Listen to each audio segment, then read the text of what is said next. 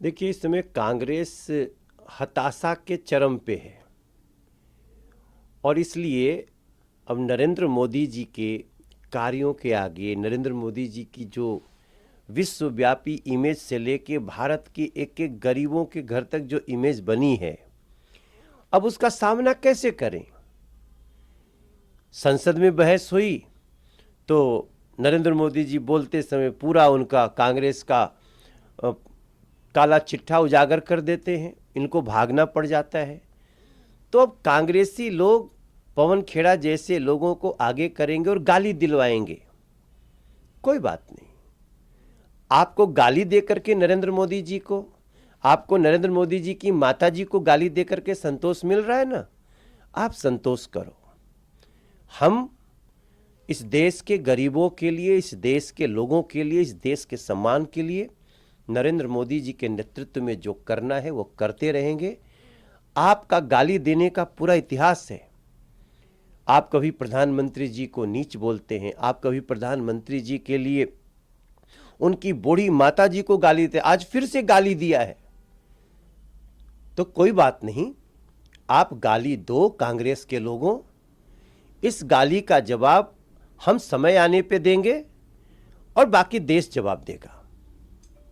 ED का eliminating democracy, यानी कि डेमोक्रेसी को हटाना। 3000 से ज्यादा बार ईडी ने छापेमारी की है मोदी सरकार के कार्यकाल में, जिसमें 90% जो छापेमारी हुई है वो विपक्ष के नेताओं पर की गई है। बड़ी नेचुरल सी बात है कि अगर कोई जांच एजेंसी किसी जांच करेगी, कोई आरोप होगा, उसी की तो जांच करेगी। अब 90% केस ही इन्हीं विपक्ष के नेताओं पे है तो किसका जांच करे। अगर 90% अपराधी, चोर, बेईमान अगर इसी विपक्ष में ही है तो किसकी जांच करे वो। क्या कांग्रेस चाहती है कि ईमानदारों के ऊपर भी कार्रवाई हो? मैं समझता हूं ये देश अच्छी तरह जानता है कि जिन लोगों ने इस देश को लूटा, उन लोगों ने इस देश के गरीबों को तड़पा कर रख दिया। आज इस देश का प्रधानमंत्री 80 करोड़ लोगों को बिना एक पैसा लिए राशन कार्ड धारियों को अनाज देते हैं। कहां से पैसा आता है?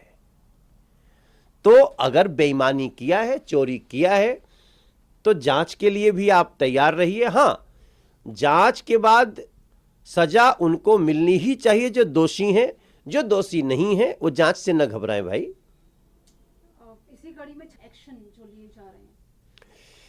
देखिए, रायपुर से मैं लौट रहा हूं, अभी छत्तीसगढ़ से आके आपको एक बाइट दे रहा हूं। छत्तीसगढ़ में लोग कांग्रेस की सरकार को हटाने के लिए वो चाहते हैं जल्दी से जल्दी वहां चुनाव हो जाए। खनन माफिया किस स्तर पे छत्तीसगढ़ में अपराध कर रहे हैं, लूट मचा रहे हैं सरकार की सहायता से, यह हम शब्दों में नहीं बता सकते। इसलिए वो लोग बिलबिला जो रहे हैं उनको बिलबिलाने दीजिए।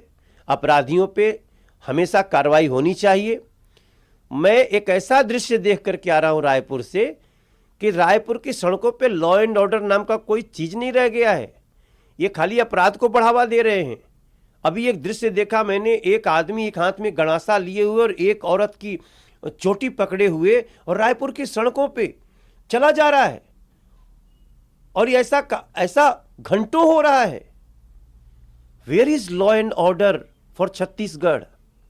तो अगर आप अपराधियों का सपोर्ट करेंगे तो आप जान लीजिए इस देश में ऐसी एजेंसीज हैं, ऐसी व्यवस्था भी संविधान की है जो आपको छोड़ेगी नहीं और सजा मिल करके रहेगी।